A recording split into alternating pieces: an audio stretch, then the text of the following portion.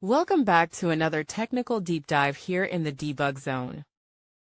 Today we're tackling a big question and breaking it down with insights from other users. Hopefully this clears up some misconceptions and helps you get the answer you need. So buckle up, stay a little curious, and let's jump right in.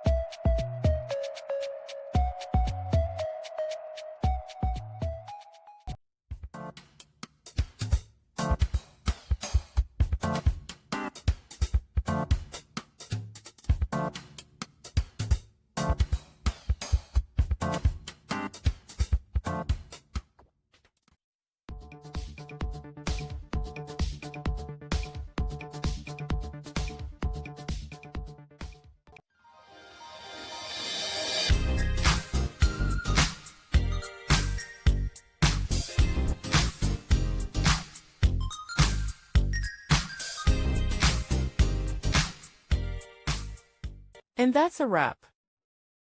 I hope you found the answer you were looking for. If you did, take a second to hit that subscribe button. It really helps out. And let me know in the comments which solution worked best for you. See you next time in the debug zone.